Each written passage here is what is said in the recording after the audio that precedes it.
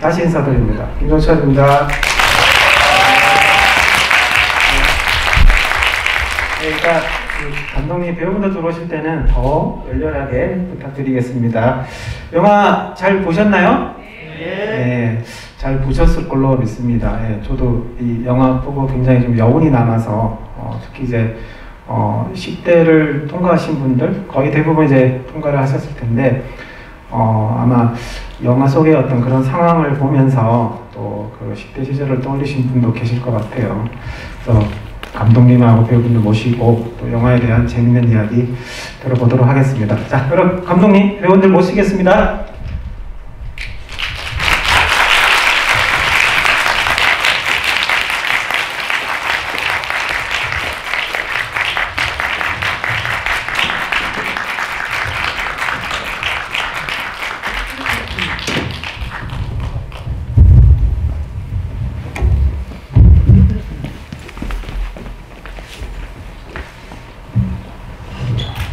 자리가 저는 이쪽으로 가겠습니다.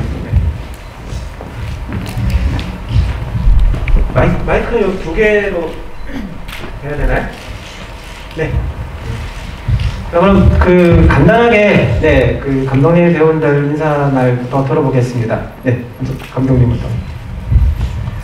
네, 안녕하세요. 영화 나다웃 연출한 이정권입니다. 오늘 이렇게 코로나임에도 불구하고 귀한 시간 내주셔서 이렇게 와주셔서 너무 감사드립니다.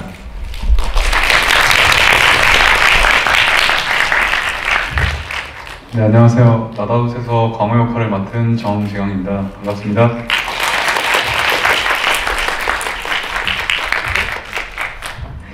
안녕하세요. 영화 나다웃에서 민철 역할 맡은 배우 이기상입니다. 감사합니다. 네, 안녕하세요. 영화에서 수연 역을 맡은 송이재입니다. 반갑습니다. 네, 안녕하세요. 저는 나다웃에서 성태 역을 맡은 김우겸이라고 합니다. 반갑습니다.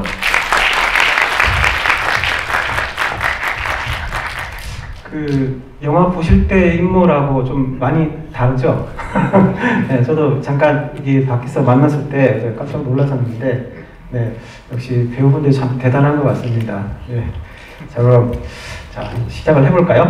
먼저 이정권 감독님한테 질문을 드리도록 하겠습니다. 근데 이 질문을 제가 드리고 답변을 하는 동안에 이제 관객분들이 궁금하신 내용은 게시판에 이제 남긴 글에 댓글로 남겨주시면 됩니다. 네. 자, 이정권 감독님 꿈을 이루고자 노력하는 청춘과 야구는 멋진 이제 소재인 것 같은데요. 평소 야구를 좋아하시니까 이렇게 또 구성을 하신 거겠죠, 당연히. 그 관련 이야기를 들어보면 좋겠을 것 같습니다. 네. 네, 저는 야구를 좋아한 지는 정말 너무 오래됐고요. 야구 개인적으로 저는 하나 이글스의 찐팬입니다. 웃으시는 분들은 이유를 다 아시겠죠. 말하면서 부끄러운지. 네, 그래서 제가 과거에 심할 때는 하루에 9시간도 야구를 보고 그랬는데, 그렇게 야구를 이렇게 좋아하는 시절이 굉장히 오래 흐르고, 제가 이제 영화를 하는 사람으로서 계속 영화를 해오다가 그렇다면 내가 이렇게 좋아하는 야구 이야기로 영화를 써보자라는 결심이 들었었어요. 그런 결심과 동시에 그렇다면 야구를 통해서 지금 저와 동시대를 살아가고 있는 좀 청춘들의 모습을 담아보고 싶다, 네, 그런 생각이 들어서 야구를 이렇게 치열하게 계속 꿈꾸는 광호뿐만 아니라 그 주변에 많이 이렇게 자리 잡고 살아가고 있는 다양한 청춘들의 모습을 담아보고 싶었습니다. 네. 꼭 야구가 아니더라도 이제 뭔가 꿈을 쫓는 청춘들의 이야기는 뭔가 좀 이렇게 좀 비슷한 느낌은 있죠. 어쨌든 감독님 개인적 취향으로 이제 야구를 좋아하시니까 이런 이야기를 또 청춘과 또 잘 방문해서 만드신 것 같습니다. 이제 배우분들 공통 질문인데요. 연기하신 인물에 대해서 조금 간단하게 소개를 좀 해주시고, 좀 영화에 참여하게 된 어떤 과정이 궁금한데요. 관객들이 보고 느꼈던 또 인물하고 또 배우분들이 생각하고 또 이 연기를 하신 인물하고 또 어느 정도 또 차이가 있을지 혹은 똑같을지 또 관객분들이 또 답변에 따라서 또 생각을 해보는 또 시간을 가질 수 있을 것 같습니다. 네. 네, 우선 광호라는 인물은 제가 해석을 했을 때 꿈을 이루고자 하는 그 뜨거운 열정과 그 다음에 꿈을 이루지 못할까봐에 대한 두려움에 잠식된 인물로 해석을 했었어요. 그래서 광호라는 인물을 과연 내가 어떻게 이해를 할 수 있을까 그런 마음으로 시작을 했는데 그래서 관련 다큐 자료를 찾아보면서 실제 광호와 비슷한 친구들이 많더라고요. 그래서 그 친구들에 관련된 기사들도 찾아보면서 굉장히 뭐랄까 광호와 저와 배우로서의 저와 맞닿은 점이 무엇이 있을까라고 봤을 때 저 또한 대한민국에서 고등학교 3학년 때 입시를 준비했기 때문에 그 입시 기간이라는 시간 동안 정말 어떻게 보면 되게 합격하고 싶은 그 절박함과 그리고 떨어질까봐에 대한 두려움, 그 두 가지의 감정이 광호와 저와 연결 지을 수 있는 연결고리라고 생각이 들어서 그렇게 해석하고 준비를 했던 것 같아요. 네. 규성 씨. 고마워요, 광호 씨. 일단 광호가 얘기한 것처럼 이제 19살 어떻게 보면 그 청춘의 나이 세상에 의자가 부러졌네. 야, 아유. 영화 중에서 좀 굉장히 좀 거칠 것 같거든요. 역시. 세상에 바꿔주진 않을게. 그래서 민철이 같은 경우는 뭐 이제 대사에도 나와 있는 것처럼 부상 때문에 야구를 그만두게 되고 그리고 나서 어떤 뭐 불법적인 일을 하는 그런 친구로 나오지만 제가 처음에 민철이 해석했었을 때는 물론 그 부상 탓도 있겠지만 그 어린 나이에 어떤 할머니가 아프다라는 그 현실적인 부분들을 먼저 어린 나이에 이렇게 부닥치지 않았을까라는 생각을 했고 그걸로 접근했었고 그리고 현실적인 부분들을 막 광호처럼 힘들어하고 그런 게 아니라 그냥 좀 어린 치기 어린 그런 마음으로 그냥 다 잊고 있는 그냥 마냥 행복했으면 하는 그런 부분들. 네. 그래서 촬영할 때도 계속 그 텐션을 유지하려고 했었어요. 근데 영화를 봤을 때 그 부분이 잘 담긴 것 같아서 개인적으로는 참 만족하고 있습니다. 네. 네. 제가 본 수연이는 영화에서 유일하게 꿈과 목적이 없는 친구라고 봤었어요. 광호도 그렇고 뭐 민철이도 베트남 가서 살고 싶어하고 성태도 학교를 가고 싶어하는 반면에 수연이 같은 경우에는 그냥 집이 너무 어려워서 부모님도 계시지 않고 내가 나서서 돈을 벌어야 하는 상황이기 때문에 뭔가 꿈을 갖는다는 것 자체가 사치라고 생각을 하고 있었어요. 그래서 아마 만난 광호가 좀 더 매력적으로 끌리지 않았을까. 나는 꿈도 없고 목적도 없이 일을 나가고 있는데 얘는 자기 꿈을 위해서 이만큼 해나가고 싶어 하는구나에 더 매력을 많이 느꼈던 것 같아요. 그게 영화에도 잘 담겨 있는 것 같고 그래서 제가 생각한 수연이가 잘 나타난 것 같아서 만족합니다. 네네. 저는 성태를 맡았는데, 저는 광호가 되게 자기 꿈이나 아니면 자기가 욕구에 대해서, 자기가 가진 욕구에 대해서 엄청 솔직하다면, 성태는 그 반대라고 생각했어요. 그런 욕구보다 지금 나한테 기대하고 있는 어머니나 아버지나 아니면은 이 주변 사람들이 나를 바라보는 시선에 더 신경을 많이 썼다고 생각했고 그게 성태한테는 좀 더 중요한 지켜야 될 거라고 생각했어요. 그래서 학교 선생님이 되고 싶다는 것도 그 친구한테는 되게 간절한 꿈이었고 어떻게 보면은 저는 광호를 바라보는 입장으로서 굉장히 부러운 것도 있었을 것 같아요. 사실 제가 촬영을 했었을 때 느낀 거는 광호는 정말 자기 욕구에 솔직하고 화낼 때 화낼 줄 알고 선생님한테 요구할 때 요구할 줄 아는구나. 근데 성태는 그런 것에 대해서 굉장히 좀 많이 미흡하고 그리고 그래 본 적이 많이 없지 않았을까? 그런 생각을 했었어요. 그래서 성태는 좀 더 자기 욕구에 대해서 좀 솔직하지 못한 사람?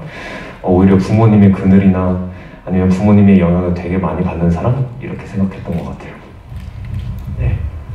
그 지금 답변 들으셨을 텐데 뭐 영화 보시면서 뭐 궁금한 인물에 대해서 좀 이렇게 생각을 해보셨던 거랑 좀 비슷한가요? 아니야? 대답을 잘 안 해. 네. 두 번째 이제 질문 드리겠습니다. 감독님 이 나다웃의 어떤 그 인물의 어떤 연령대가 되게 이제 흥미로운데요.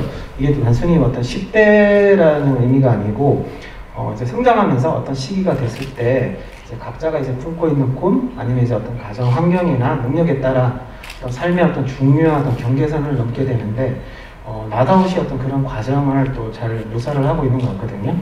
그래서 이 부분에 대해서 좀 감독님이 좀 많이 고민을 하셨을 것 같은데 10대들의 어떤 모습을 관객분들에게 좀 이렇게 보여주고 싶으셨던 건가요? 일단은 말씀해 주신 것처럼 저는 제 영화뿐만 아니라 영화에서 그 경계선에 선 인물들을 바라볼 때 굉장히 흥미롭다고 느끼는 것 같아요. 그래서 이제 영화 속에서 특히 광호가 지금 이제 어쩌면 경계선에 서 있는 입장에 놓여 있다고 생각하는데 야구라는 세상과 그리고 또 불법 휘발유라는 세상을 이렇게 두 가지의 세상을 배치한 것도 광호가 그 경계선에 선 인물이기를 바랬거든요. 그리고 그것뿐만 아니라 실제로 이제 물리적으로도 성년과 미성년의 되게 경계선에 서 있는 아이 혹은 청년, 그 사이 어디쯤이라고 생각을 했고요. 사실 그런 경계선에 놓인 인물을 제가 항상 흥미를 느끼고 또 이렇게 영화 속 주인공으로 선택했던 이유는 저 또한 이렇게 살면서 돌아보면 경계선에서 어떤 선택들을 했을 때 그것이 되게 올바른 선택이거든 아니면 혹은 조금 그릇된 선택이었던지 그런 선택들을 하고 났을 때 저는 좀 성장을 했던 것 같아요. 이렇게 한 살 한 살 먹어가는 게 되게 옳고 그른 선택들을 해 나가고 후회하고 반성하고 아니면 제 선택이 옳았다고 조금 좋아할 수도 있고 그런 과정들의 연속이 아닌가라는 생각에 이런 경계선에 놓인 인물로 설정을 했던 것 같습니다. 그럼 또 배우분들 공통적으로 또 질문을 드릴 텐데요. 이제 감독님이 하신 말씀에 이제 이어서는 이제 질문인데, 이제 그 10대 그 시기를 다 이제 통과를 하셨잖아요. 그게 단순한 10대를 말하는 것이 아니라 어떤 말씀하신 이제 어떤 그 경계선이라는 어떤 지점을 또 이 극 중에 어떤 인물하고 어떤 똑같은 상황에서 경험을 하시지는 않았었겠지만 어쨌든 다양하게 다른 어떤 형태로든 경험을 하셨을 텐데 그런 경험들이 좀 인물을 연기하는 데 있어서 또 어떤 영향이 됐으며 또 그리고 어떤 생각을 가지고 연기를 하시게 되는 건지 한 분씩 생각을 좀 듣고 싶습니다. 광호는 저는 아까 앞서 말씀드렸다시피 저 또한 제가 그 중앙대학교 연극영화과를 졸업을 했어요. 근데 저 또한 고등학교 3학년 때 연극영화과 입시를 준비하면서 주위의 친구들 그리고 입시학원, 연기학원 선생님께서 넌 대학을 어디 가고 싶냐 했을 때 저는 중앙대학교 연극영화과를 가고 싶다라고 했는데 안 된다. 거긴 안 돼. 넌 그냥 지방으로 가야 된다. 그런 말을 들었을 때 굉장히 큰 상처로 남았었어요. 그래서 오히려 더 도끼가 생기더라고요. 동시에 내가 보여주겠다. 그만큼 노력을 해서 보여주겠다라는 마음이 생겼기 때문에 굉장히 그러한 지점들이 광호를 연기하는 데 있어서 이해하는 데 있어서 체화하는 데 있어서 많은 도움을 받았지 않나 생각을 해봅니다. 네. 규성 씨? 제가 역시 민철이 같은 경우는 조금 다를 수도 있는데 그게 저랑 되게 좀 공통되는 부분인 것 같은데 어떤 부분이었었냐면 저 같은 경우는 과거에 뭐 어떤 일들이 있었던 간에 그걸 과오라고 생각하지 않고 그냥 선택했다라고 생각하게 된 것 같아요. 어떤 거든 뭐 후회되지 않게끔 생각하려고 했던 것 같고 대신에 그 선택에 따른 결과들이 뭐 당연히 항상 뭐 안 힘들 수는 없었겠죠. 힘들기도 했었고 그랬었지만 여기서 민철이랑 좀 비슷한 성격인 게 드러난 게 제가 만약에 그 선택으로 인해서 힘든 과정들이 있었다면 그 과정을 똑같이 다른 사람이 겪지 않았으면 하는 마음이 있는 것 같아요, 저한테도.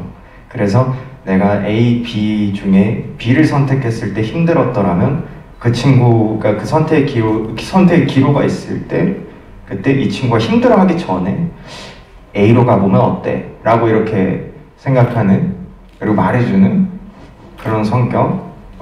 그게 이제 좀 민철이랑 비슷하지 않았나. 그러니까 민철이는 그 경계선이 있을 때 그냥 가는 애인 거죠. 자기가 선택한 걸로. 이재 씨. 네, 규성 씨. 저는 10대를 정말 수연이처럼 보냈던 것 같아요. 되게 오랜 시간 무용을 했었는데 막 이게 광호처럼 너무 하고 싶고 나는 꼭 무용으로 뭔가 성공하고 싶고 이렇다기보다는 그냥 내가 해야 할 일이어서 그냥 묵묵히 하고 있었던 것 같아요. 뭔가 딱히 꿈이나 목적이 없이 그냥 내가 해야 하는 일이니까 이거는 난 이거 아니면 할 일이 없을 것 같아. 내가 할 줄 아는 게 이거밖에 없어 라는 부분에서 저는 좀 열정적이지는 않았던 것 같아요. 꿈에서.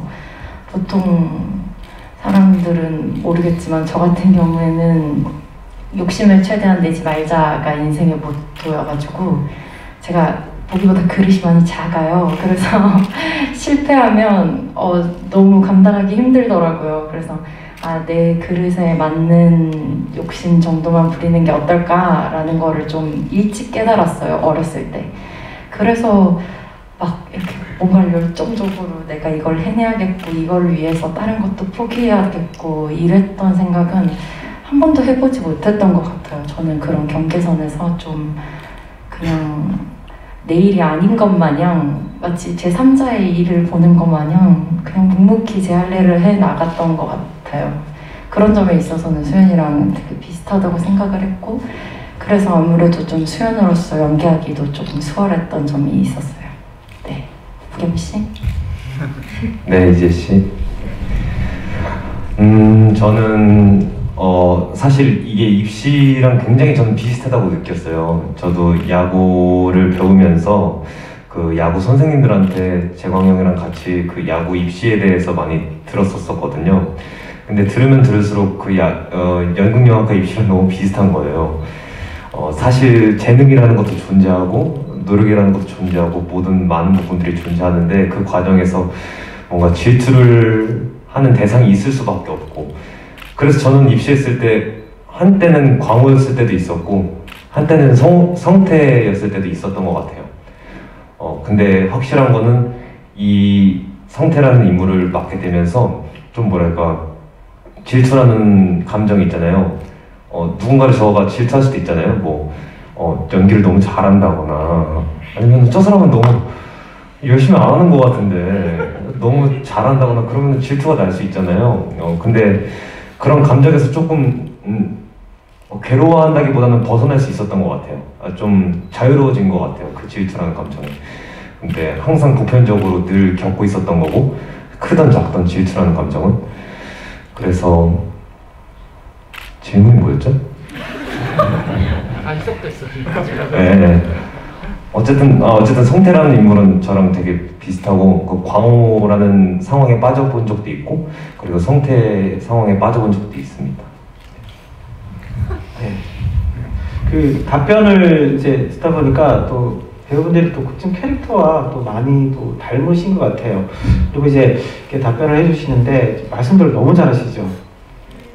근데 왜 박수를 안 치니?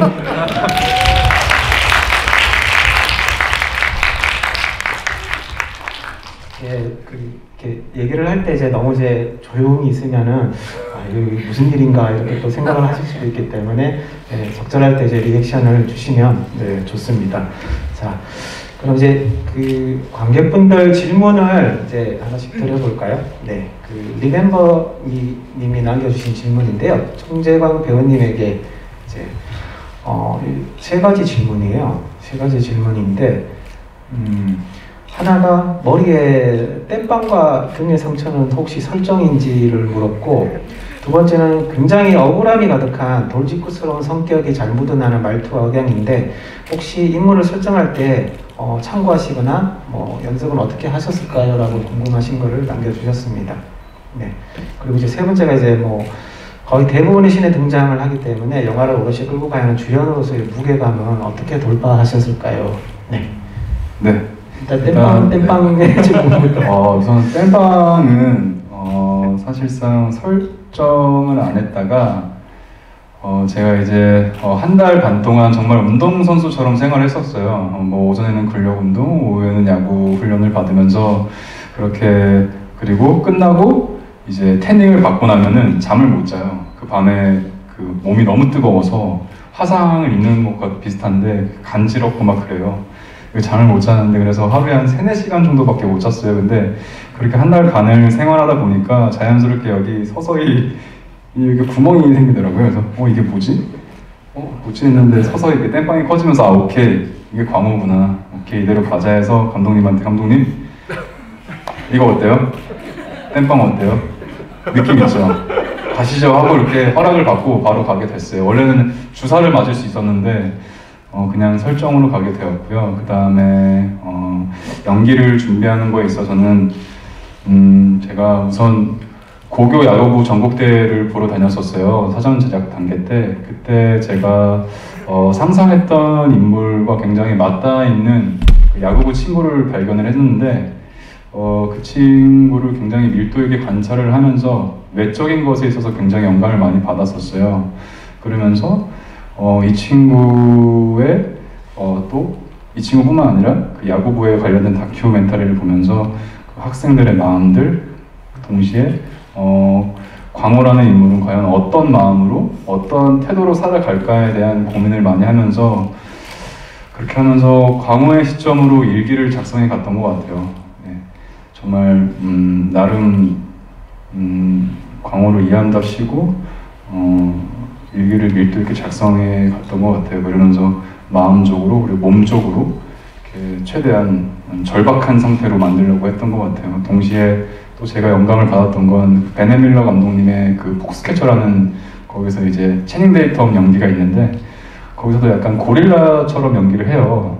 보시는 분들은 아시겠지만 거기서 약간 많은 영감을 또 얻었던 것 같아요. 그 채닝 데이텀 배우가 그 인물 또한 이제 강박적인 그 자기의 욕심에 대한, 자기의 목표에 대한 강박적인 지점이 있기 때문에 그 강박적인 지점을, 그 표현들을 어떻게 하면 몸으로 표현할 수 있을까 했을 때 약간 고릴라 같은 행위, 오케이 이거다라고 생각을 해서 그렇게 준비를 했던 것 같아요. 네.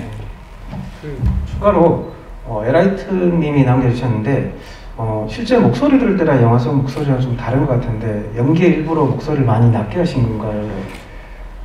네, 그러니까 하관을 약간 튀어나오게끔 했어요.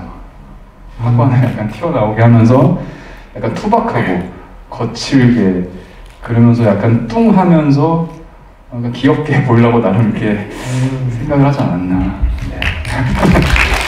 네, 감사합니다. 네, 감사합니다. 네, 자 유상 씨.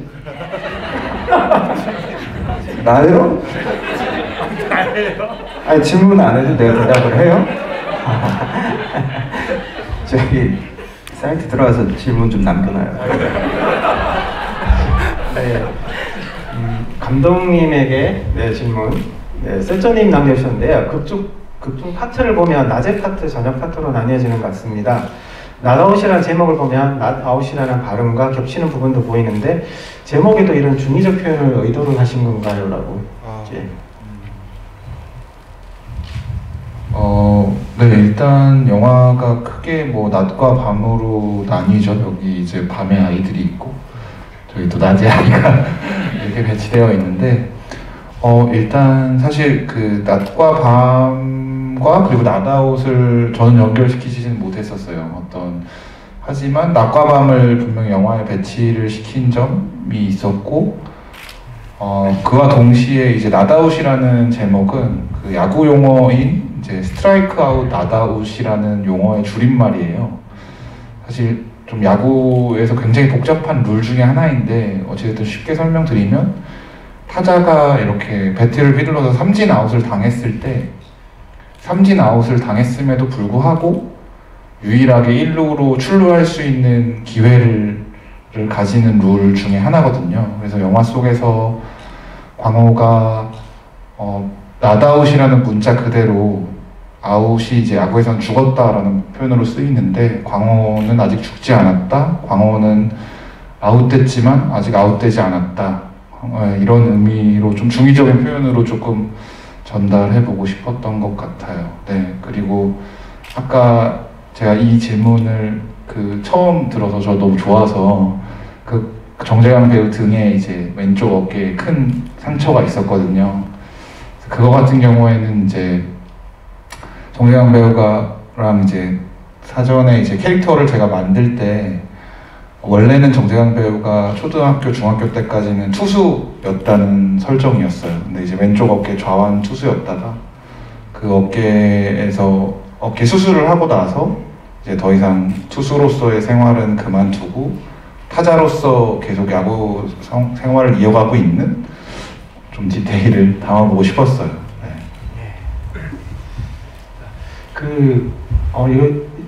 좋은 팽아님이 좋은 질문을 남겨주셨는데요. 이것도 이제 잠깐 이제 이렇게 대기실에 있을 때 감독님 배우분들하고 좀 나눴던 얘기거든요.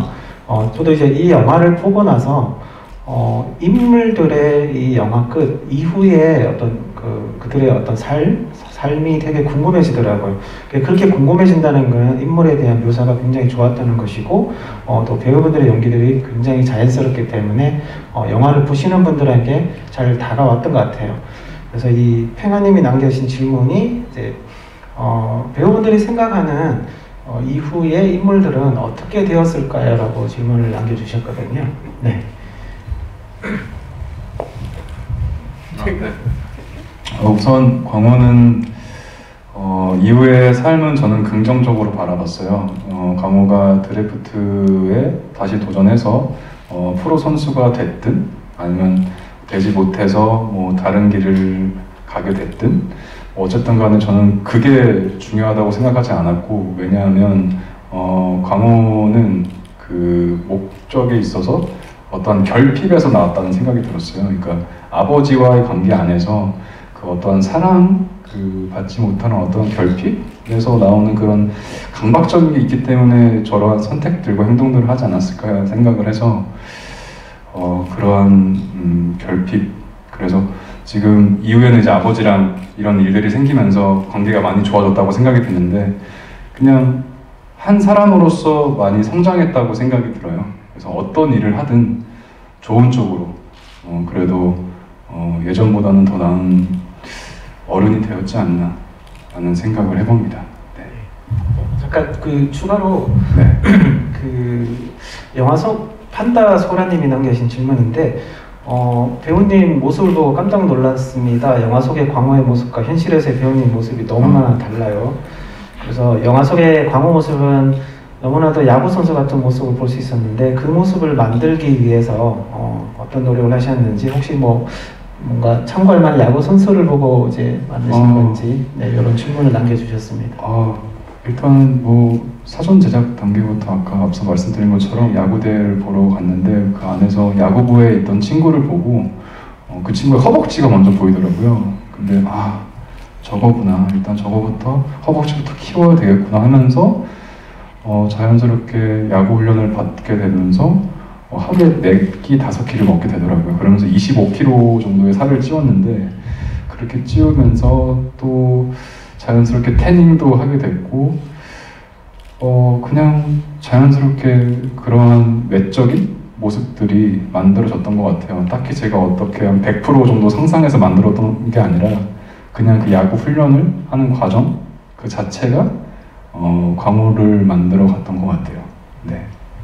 허벅지를 보고 바로 저거구나. 그게 가능한 거군요. 네. 네. 네. 네. 그거 질문이 허벅지 뭐예요? 내 질문은 아니잖아요. 전 뭐 허벅지 따로 힘쓰진 않았고요.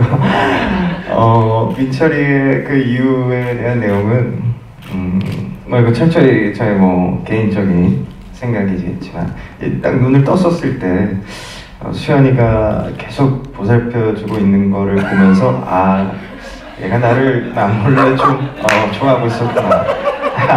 아 내가 잘 몰라줬구나 라는 생각을 하고 조금 정신을 차린 후에 이제 내 돈은 잘 있나 라고 생각을 했는데 웬걸 다 털려 있는 걸 본 그 순간에 머릿속으로 범인을 생각했을 때 이 사실을 아는 건 주차장에서 얘기했었던 걔밖에 없구나. 그리고 약간의 느와르가 시작되지 않았을까 그런 생각을 해봅니다.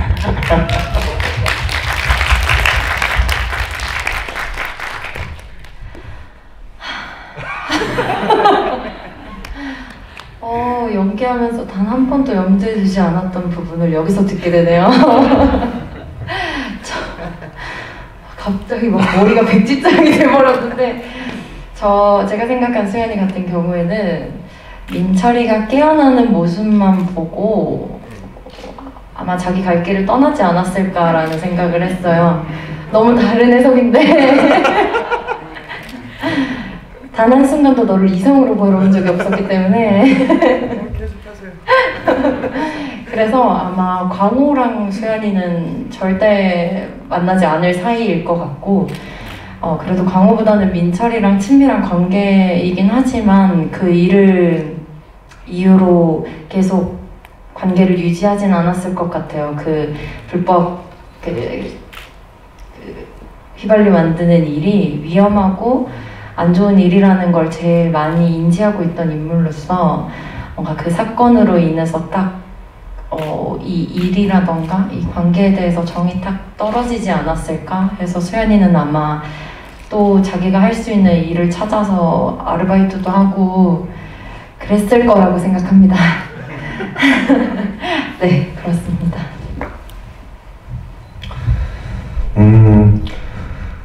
지금 계속 생각해봤는데요. 성태는 아마 성지대를 가서 복수 전공을 하지 않았을까. 네. 뭐 국어, 국문학과 이런 거. 네. 그렇게 해서 다른 거를 했을 것 같아요. 뭐 사실 야구라는 그 야구하는 세계에서 너무 승부를 많이 했었고 그거에 지쳤을 것 같아요. 누군가 뒤쫓아가는 것도 너무 싫고 비교당하는 것도 너무 지치고 그런 세상에서 너무 지겨웠었을 것 같아요. 그래서 아마 복수 전공으로. 네, 그 성태에게 추가 질문이 이제 있는데요. 압도적 잘생긴 님이 남겨주신 질문인데 누구세요? 아니 너무 궁금한데 어떻게 생기셨길래 압도적으로 잘생기셨지? 네. 네, 나중에 한번 보겠습니다. 네, 질문이 성태는 사회에서 잘 맞춰서 감정을 분출하지 않는 인물 같은데 광호에게 화를 내는 장면이 의외였어요. 성태를 그렇게 만든 감정선을 어떻게 해석을 하셨나요? 네. 지금은 그래도 화를 낼 줄 아는데 제 성격 자체가 약간 비슷한 게 있어요, 성태랑. 그러니까 항상 뭐 웃고 그리고 사람들한테 화낸다는 게 되게 두려울 때가 있었거든요. 지금도 약간 그런 게 있지만 항상 성태는 다른 사람들한테 어떻게 비춰질까 나쁜 사이가 되는 게 되게 두려웠을 것 같아요. 근데 이제 그리고 광호는 또 게다가 친한 친구였고 그리고 옆에서 항상 드래프트 했을 때 응원도 해주는 친구였고 그런 친구였는데 이제 더 이상 자신이 못 참을 거라고 생각했어요. 사실 이 얘기 꼭 해야 되는데 저 재광 형이랑 같이 그 방을 썼었거든요. 네, 방을 썼었는데 재광 형이 그 미술팀에서 준비한 소품을 하나 준비했었어요. 신광호하고 상장을 만들었거든요, 소품으로. 근데 그 상장이 갑자기 떠올랐었어요. 그 신을 했었을 때. 그러니까 갑자기 그런 생각이 들었어요. 나는 언제까지 항상 양보를 해야 되지, 얘한테? 이런 생각을 했던 것 같아요. 그런 것들 때문에 사실 그 광호한테도 화내는 거라고 생각하기도 하고 자기 자신한테도 화내는 거라고 생각했어요. 그러니까 약간 더 이성을 잃어버리는 화가 아니었을까. 오히려 화를 잘 내는 사람은 자기가 스스로 컨트롤할 줄 알고 정확하게 그 사람한테 뭐라고 할 줄 알고 하는데, 성태는 자기 자신한테도 화를 내는 어떤 그런 분노 분출이 아니었을까 생각이 듭니다. 네, 알겠습니다. 감독님에게 제가 질문 하나 드리겠습니다. 나다웃의 주요 인물들 이제 주변에는 사실 모범이 될 만한 어른이 없는 것 같더라고요. 그래서 야구 감독이나 이제 신나 제조해서 판매하는 사장님처럼 좀 세상에 좀 그늘진 부분을 엿보게 하는 어른들인데, 이렇게 어른들을 설정을 하신 이유가 있을까요? 네, 일단은 네, 그런 어른들이 존재하고 나오기는 하지만 무작정 그러니까 소위 말하는 성년의 어른들이 나쁜 사람이라고 생각하지는 않았어요. 그러니까 예를 들어서 물론 감독님은 어쨌든 지금 영화에서 보여주는 시스템에 어쨌든 그런 선봉자일 수밖에 없고 실행자일 수밖에 없다고 생각하긴 하는데, 사실 사장님 같은 경우에는 또 영화에서 광호에게 처음으로 또 웃음을 선사해주는 인물이잖아요. 네, 그래서 사실 그 일을 옹호할 수는 없지만 굉장히 많은 사실 얼굴들이 존재하고 그 얼굴의 일환이라고 생각을 했었던 것 같아요. 네, 그래서 그리고 안타깝게도 근데 이제 광호 주변에 광호를 이렇게 복돋아주고 그리고 따뜻하게 뭔가 안아주고 위로해줄 수 있는 어른이 없었죠. 네, 근데 저희가 이제 전주 영화제에서 영화를 틀고 이제 GV를 할 때 송희재 배우가 말을 해줬었던 말인데, 그런 상황들이 있지만 그래도 광호에게는 아버지 승길이 있다라고 말해줬었거든요. 좋은 어른인 승길이. 그러면서 이제 너무 나쁜 지점도 있고 또 안 좋은 지점도 있는 또 상황 속에서도 광호를 안아주는 어른인 승길이 또 존재하지 않았나라고 대답을 해보고 싶습니다. 그리고 방금 이제 신나 얘기도 나왔는데 박 감독님이 남겨주신 질문입니다. 다른 일탈 행위가 많을 텐데 불법 제조 석유 판매로 설정된 이유가 무엇일까요? 라고 네, 남겨주셨습니다. TMI입니다. 제가 군 생활을 할 때 저보다 이제 한 달 선임이었던 분이 있었는데, 실제로 이제 사회에서 이 일을 하다가 오셨었어요. 그래서 제가 그때는 이제 영화를 하지 않고 있을 때라 이렇게 그냥 기억만 하고 있었는데, 시간을 돌이켜서 생각해 보니까 그 이야기가 저한테 굉장히 재밌었거든요. 그 이야기가 왜 나한테 이렇게 재밌고 흥미로웠지? 라고 떠올려 봤을 때 제가 들었던 어떤 불법 행위, 범죄 행위 중에 가장 어린 아이가 하고 있는 범죄였던 것 같아요. 사실 군 생활에서 그 사병들 나이가 보통 20대 초반에 놓여 있는데, 저런 어린 친구가 바깥에서 이런 일을 하다 왔구나. 어떤 뭔가 사회에 놓인 아이가 할 수 있는 뭔가 태초의 범죄 같은 느낌이랄까요?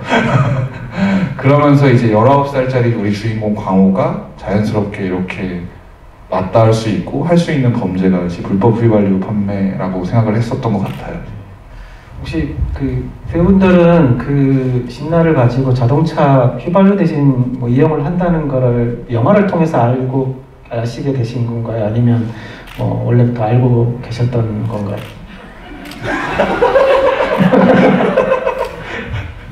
일단 전혀 몰랐어요. 몰랐고요. 아 예. 네, 그래서 감독님한테 여쭤봤어요. 이게 정말 실제로 있었던 일이냐고, 그리고 정말 신나랑 휘발유랑 섞이면 차가 그 정도로 폭파가 가능한가요? 라는 의문이 들었어요, 사실.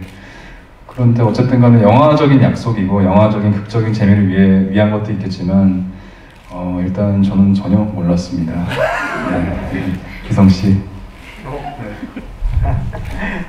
아니, 몰랐다는 얘기를 돌아가면서 할 것 같긴 한데 몰랐었고요. 그렇지만 민철이는 설정상 다 알고 있는 애였기 때문에 자존심 때문에 안 물어봤었습니다. 근데 이렇게 터진다라는 그런 설정까지는 시나리오를 보고 나서 알았었죠. 이재 씨. 몰랐습니다.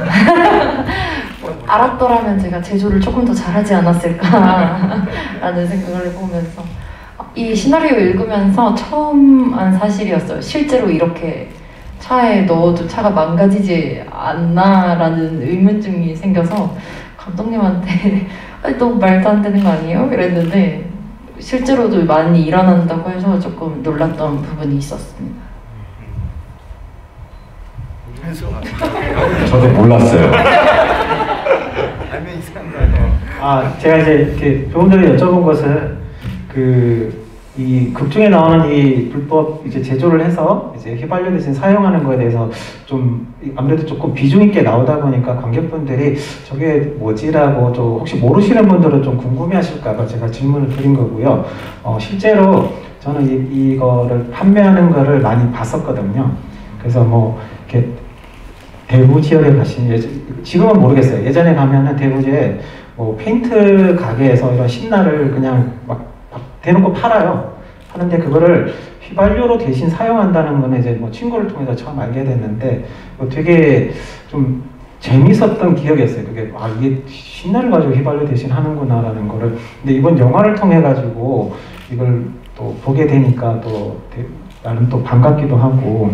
네, 그리고 이제 어떤 감독님이 어떤 의도로 이 영화 속에서 이 불법적인 일을 하는 그 선택을 이 신나를 가지고 설정을 하셨을까라는 좀 궁금함이 있었습니다. 네.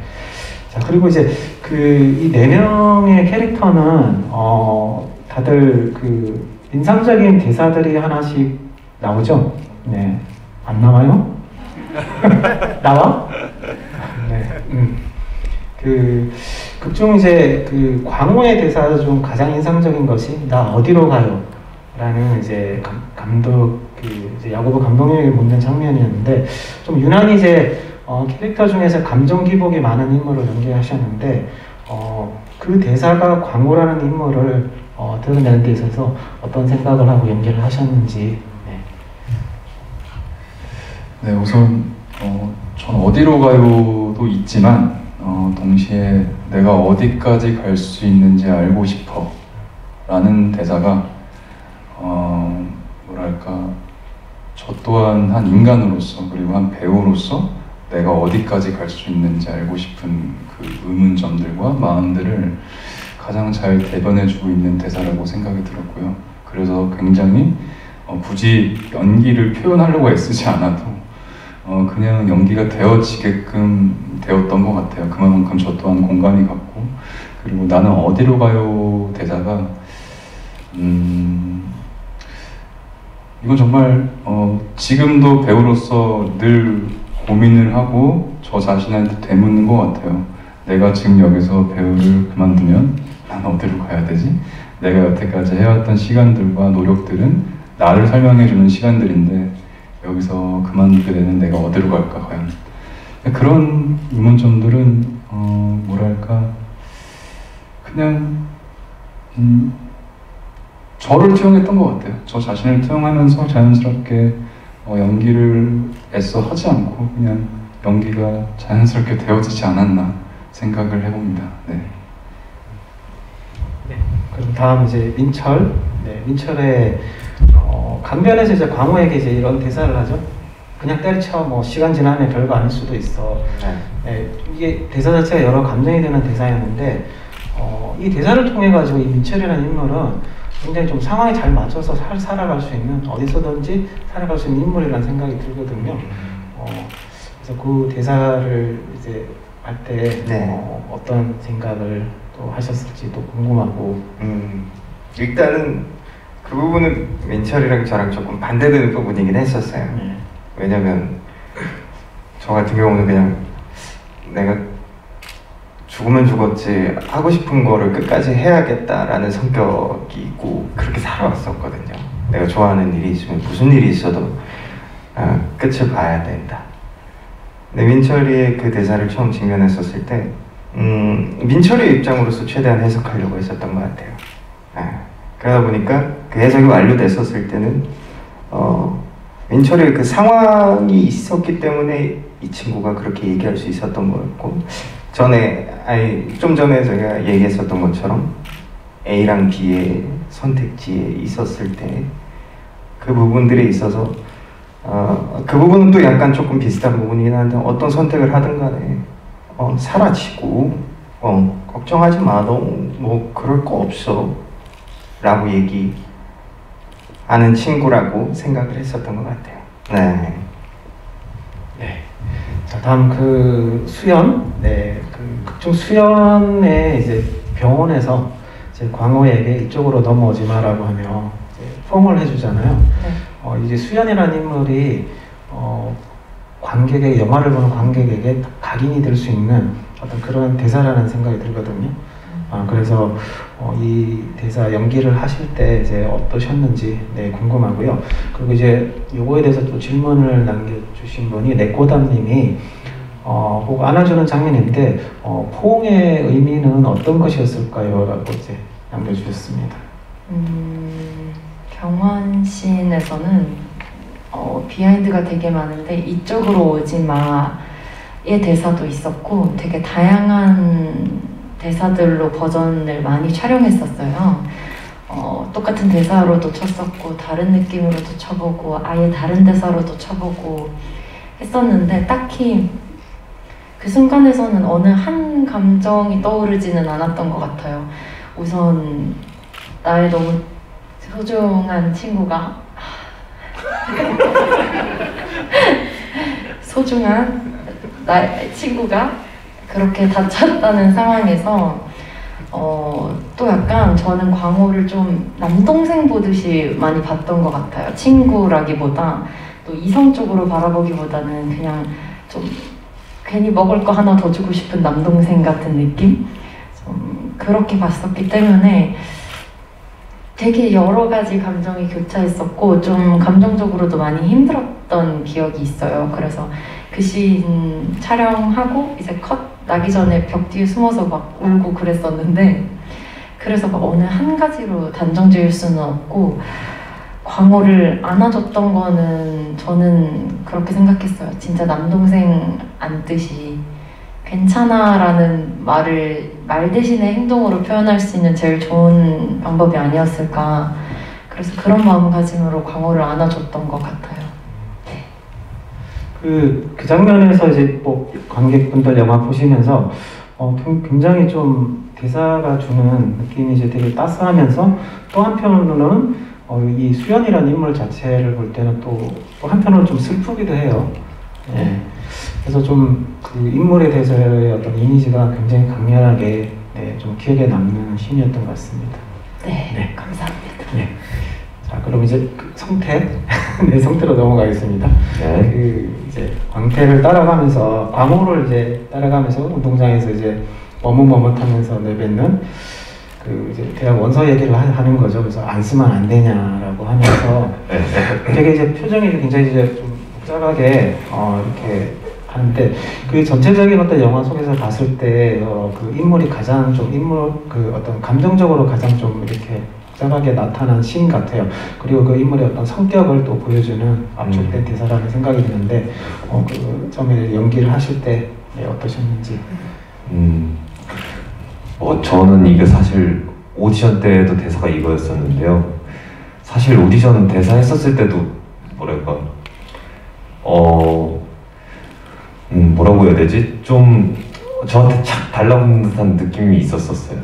네, 왜냐면은 친구한테 말하는 방식 자체가 너무 강요하지 않는 것처럼 느껴졌거든요. 근데 이제 강요하지 않는다는 것 자체가 아까 말씀드렸다시피 어떤 자신의 욕구를 드러내기보다는 어떤 좀 진짜 절박해서 어쩔 수 없이 하는 말처럼 느껴졌단 말이죠.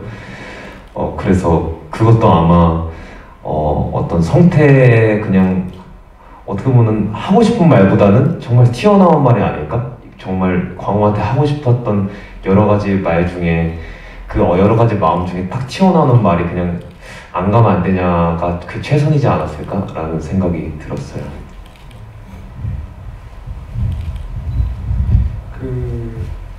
이거는 이제 롬님이 남겨주셨는데요. 그 광호의 등번호 13번과 55번은 특별한 의미가 있나요? 저녁 경기로 시작하여 낮과 밤의 아웃들을 거쳐 나다울 로고와 새벽 연습으로 끝나는데 경계선을 넘나들며 성장하는 10대를 위한 것인가요? 라고 질문을 해주셨습니다. 네, 일단 13번이라는 번호의 의미는 분명히 있었는데 사실상 원래는 이제 1번을 하고 싶었는데 1번이라는 번호가 너무 이렇게 직설적이지 않나. 이제 에이스, 보통 이제 야구에서 1번이라는 번호를 에이스 선수들이 많이 쓰는데, 그래서 이제 1번은 너무 직설적이라서 이제 1이 앞에 있는 숫자 중에 조금 그런 번호를 썼고, 그 인하대학교 야구부 55번의 번호는 실제 저희가 인하대학교 야구부 유니폼을 이제 빌려서 사용했는데 별 의미는 없었고요. 정재환 배우의 사이즈에 가장 잘 맞는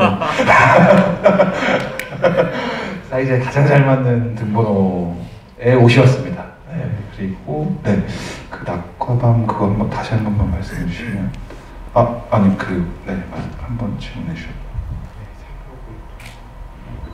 저녁 경기로 시작해서 낮과 밤의 아웃들을 거쳐 나다울 로고와 새벽 연습으로 끝나는데 경계선을 넘나들며 성장하는 10대를 위한 것인가요?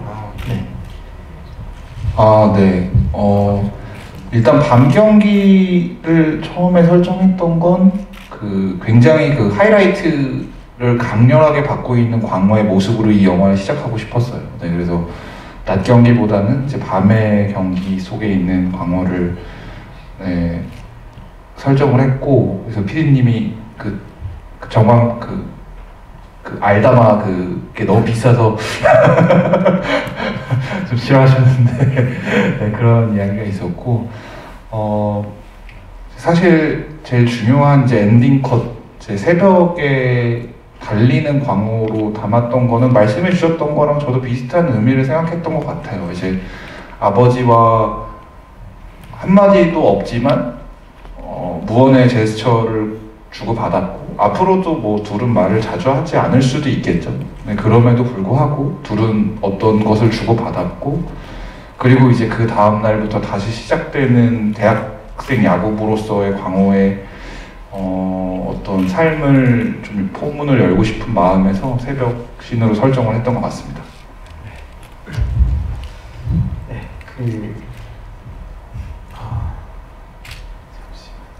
어디로 갔지? 배우분들에게 이제 드리는 질문이거든요. 영화를 꽃처럼 님이 올려주신 질문입니다. 영화 보며 많이 몰입을 했습니다. 저도 고2 때까지 꿈이나 이것 안 나면 내 미래, 꿈, 삶, 살아가야 하는 것, 그림들이 없었습니다. 그래서 더 각각의 캐릭터에 몰입하며 영화를 보게 된 것 같아요.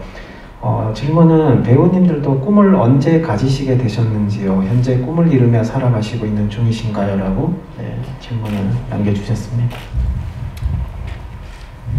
네, 우선 꿈을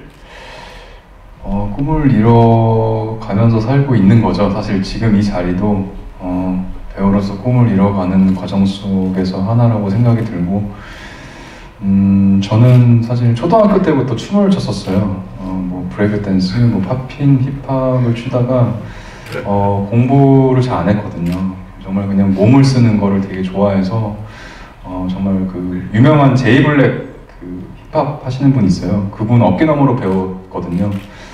그러다가 원래는 배우의 길을 안 갔으면 저는 지금 백댄서의 길을 갔을 것 같아요. 아이돌 춤을 가리킨다던가.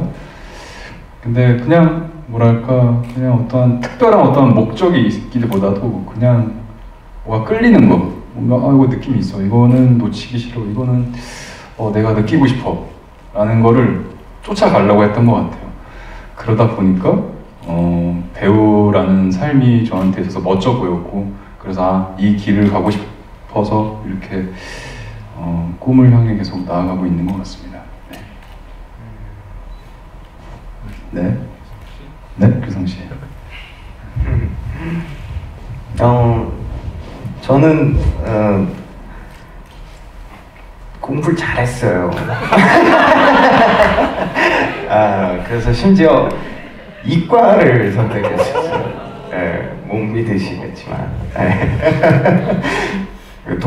돈도 많이 썼거든요, 공부에. 과외 해가지고 제 지금 기억에 월에 한 거의 그 사교육에 거의 80 정도씩은 썼던 것 같아요. 근데 그때까지만 해도 꿈이 없었었거든요. 그냥 이렇게 공부하다가 뭐 어떻게든 되겠지 약간 이런 생각을 하다가 고1 때 어떤 걸 계기로 연기 배우가 꿈이 아니라 연기를 하고 싶다가 꿈이 됐었던 것 같아요. 근데 집안에서 역시나 똑같은 레파토리처럼 역시나 반대를 하셨고, 그래서 고등학교 3학년 때까지 웹툰으로 공부를 했었던 것 같아요. 특이하게 좀. 영화나 드라마는 내가 따라하게 될 것 같아서 이제 웹툰을 보면서 어떤 서브텍스트라든가 이런 것들을 제가 막 스스로 연결시키는 것처럼 그렇게 준비를 해서 고3 수능 끝나고, 그때까지도 부모님은 반대하셨기 때문에 수능 끝나고 좋은 성적을, 믿기 힘드시겠지만 좋은 성적을 들고 가서 부모님한테 내가 고1 때 얘기했던 것처럼 나는 어딜 가든 연기할 거다, 그 얘기했었을 때 부모님께서 알겠다, 그럼 연기학원 가자 해서 답 내려놓고 꼭 우리 광호 아버지처럼 진짜 다 내려놓고 연기학원 가자 해서 그때부터 좀 제가 연기라는 꿈을 펼치고 있게 된 것 같아요. 그래서 지금 이 자리까지 왔고 좋습니다.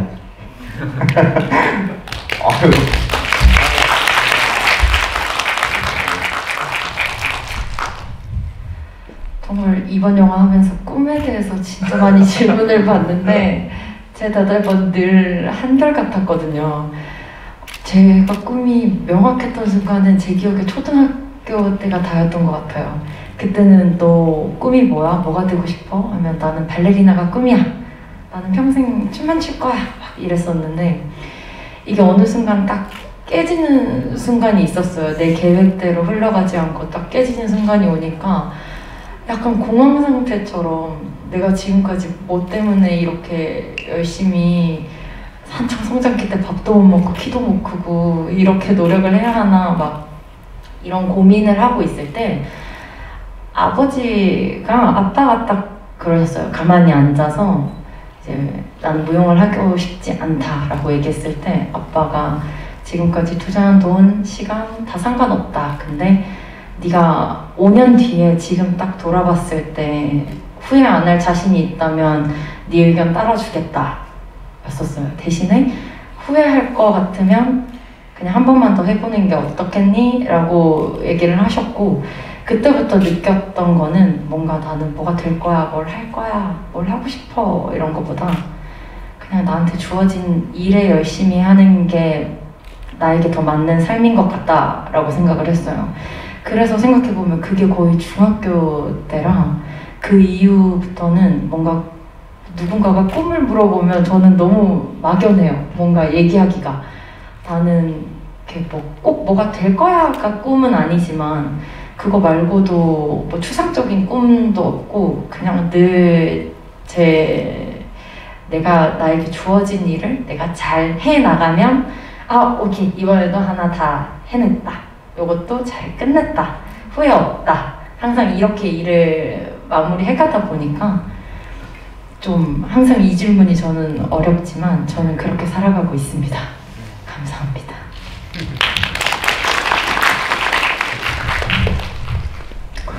근데 저도 약간 비슷한 것 같아요. 그러니까 뭐 저는 사실 연기를 시작하게 된 계기도 엄마가 한번 가보라고 해서 간 거거든요.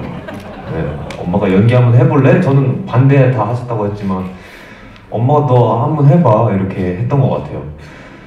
그래서 막 뭐 열심히 하다가 뭐였지, 고등학교 때 예고였었는데 연극영화과였었는데 좀 연기가 하기 싫었어요. 그 친구들이 왜 하는지 모르겠고 그래서 막 다른 거 하고 놀러 다니고 그랬었는데, 근데 그러다 보니까 이제 입시가 다가오잖아요. 지금 나다웃에서 입시를 준비하고 치열하게 하는 것처럼 연극영화과도 비슷하다고 생각해요. 되게 열심히 하고 되게 연기도 독백도 그럴듯하게 준비해가고 열심히 하는데, 저는 이게 재미없는 상태에서 하다 보니까 그냥 열심히만 하는 거예요, 그 연기를. 그래서 한번 연기를 시작하고 나면 끝났을 때 아직도 기억나는 게 그 머리 끝부터 발끝까지 다 땀이 났어요. 그러니까 힘을 주고 연기했어요. 그래서 막 뭐 셰익스피어 같은 어떤 그런 대사였는데 막 으아 막 처음부터 끝까지 계속 이렇게 했던 거죠. 그래서 근데 그 순간에 이제 엄마가 그걸 보러 오셨거든요. 그 제가 연기하는 거를 보러 와서 관람했는데 엄마가 너무 화가 나신 거예요. 제 연기하는 걸 보고. 내가 너한테 3년 동안 예고에 돈을 쓴 게 많은데 뭐 하는 거니? 이렇게. 근데 그때 엄마가 해줬던 말 중에 누가 시켜서 하는 것 같아 이런 얘기를 해주시더라고요. 근데 진짜 맞거든요. 그래서 근데 그때 그 질문 때문에 제가 버스를 타고 집에 가는 길에 갑자기 그게 생각나서 막 엉엉 울었던 게 기억이 나요. 누가 시켜서 한다는 게 너무 슬프더라고요. 제가 다른 애들은 다 자기 꿈을 갖고 하는데 저는 수동적으로 하는 것 같다는 생각이 들어서 열심히는 하는데 아무런 목표가 없다는 게 너무 슬퍼서, 그래서 이제 배우님이랑 좀 비슷한 것 같아요. 그때부터 뭔가 내가 거창하게 꿈을 하나 가지고 무언가를 한다기보다는 지금 내가 흥미롭고 내가 재미있는 걸 하나하나씩 하면서 사는 게 그게 제일 최종적인 꿈이 아닌가 싶습니다.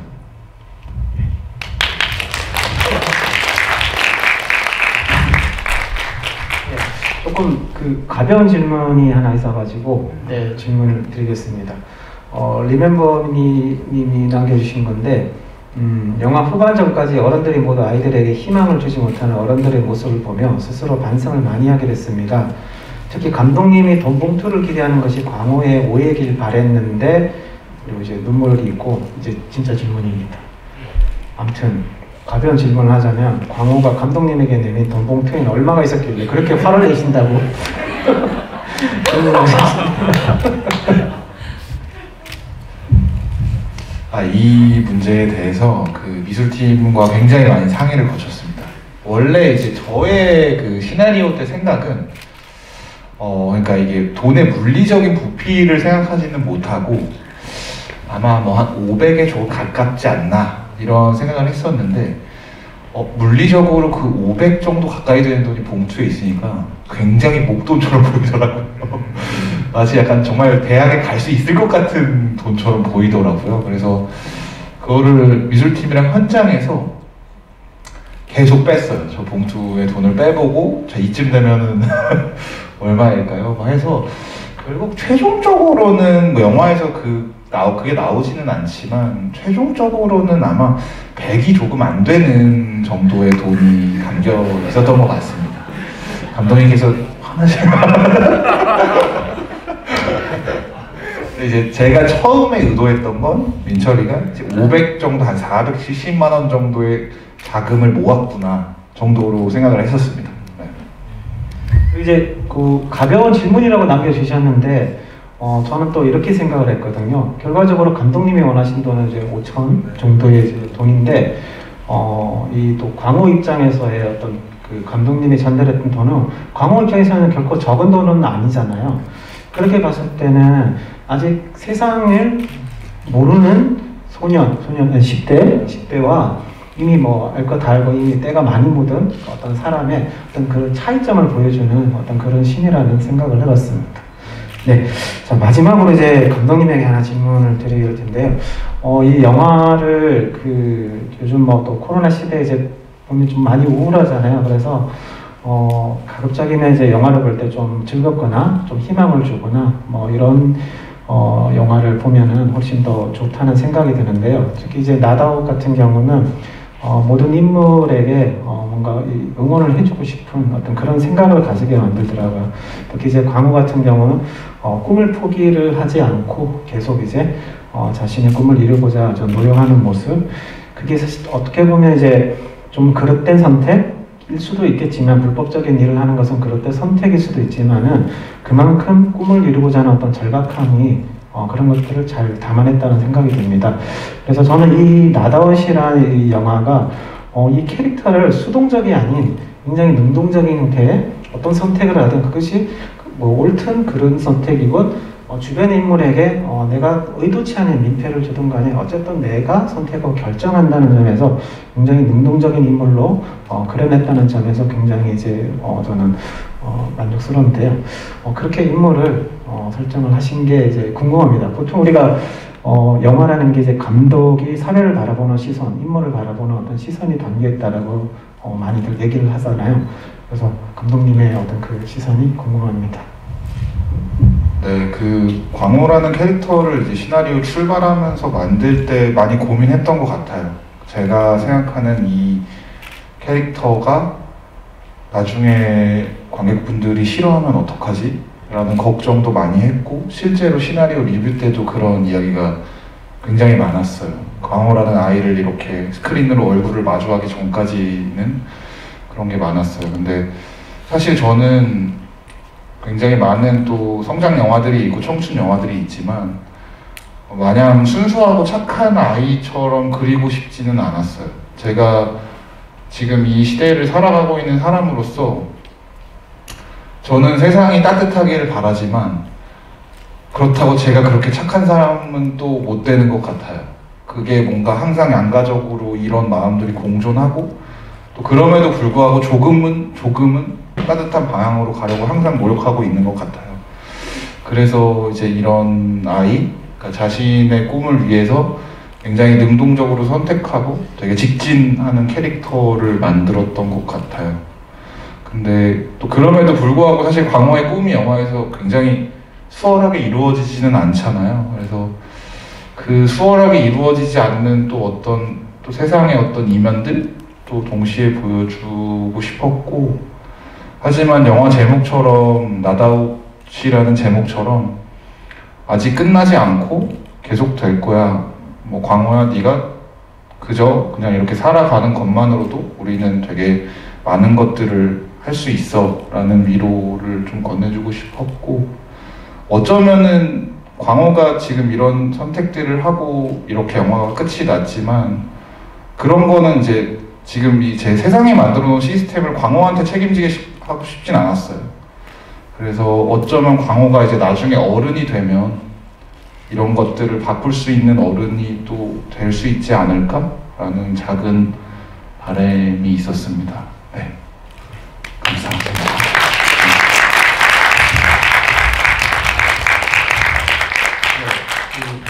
지금 한 시간이 이제 좀 훌쩍 넘겨가지고 이제 여기서 좀 정리를 이제 해야 될 것 같은데요.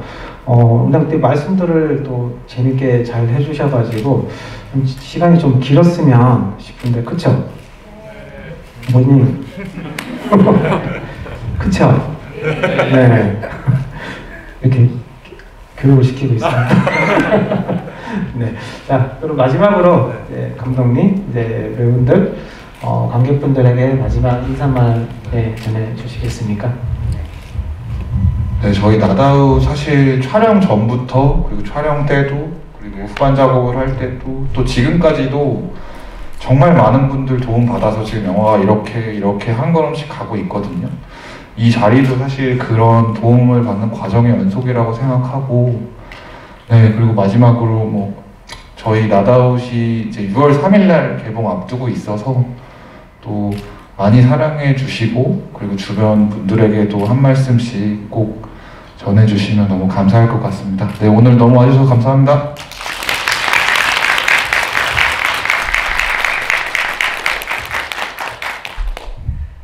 네, 이렇게 오늘 잘해주셔서 너무나 감사드리고요. 저희 나다웃 영화가 여러분들의 마음 한켠에 희망적인 영화로 자리 잡았으면 좋겠습니다. 네, 오늘 봐주셔서 너무나 감사합니다. 감사합니다.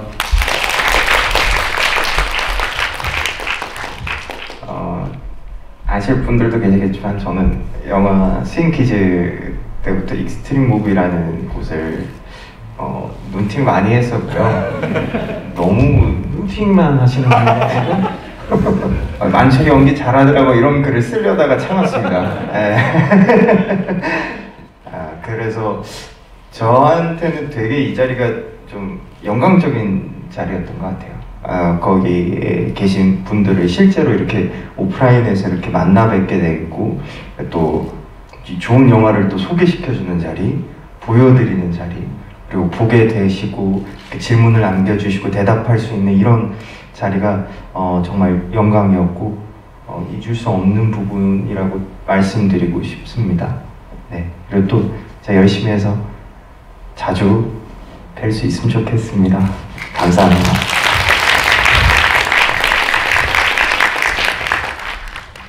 저희가 촬영하면서 다 공감했던 내용인데 저희 촬영 현장이 정말 즐거웠었어요. 정말 즐겁고 재밌는 현장이었었는데 그게 영화에 정말 잘 담겼다라고 생각해요. 낮 씬이든 밤 씬이든 그런 영화를 여러분이랑 같이 공유할 수 있어서 더 뜻깊었던 시간이었다고 생각이 듭니다. 보러 와주셔서 정말 감사드리고요. 저희 영화 6월 3일 날 개봉하니까 극장에서 한 번 더 만나도 괜찮으시겠어요? 감사합니다.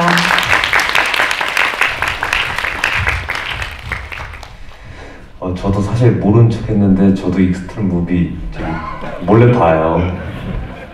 몰래 보고 어떤 생각들을 가지고 계시나 그런 것도 궁금하기도 하고 근데 사실 영화를 하는 사람이나 영화를 만드는 사람 입장에서 되게 궁금하기도 하고 힘이 되기도 하거든요. 그러니까 또 영화는 저희가 만들었지만 이렇게 말씀해 주시는 것을 토대로 또다시 저한테 영향을 주는 부분도 있더라고요. 그래서 익스트림 무비 어떤 이 게시판 자체가 저한테도 좀 큰 영향을 끼친다는 걸 알려드리고 싶었어요. 그러니까 나도 6월 3일 개봉하니까 오늘 이렇게 질문으로만 이렇게 소통을 했지만 거기에 또 많은 글들 남겨주시면은 저희도 너무 힘이 날 것 같고 좀 저도 몰래 찾아가서 부를게요. 네, 오늘 만나서 반갑습니다.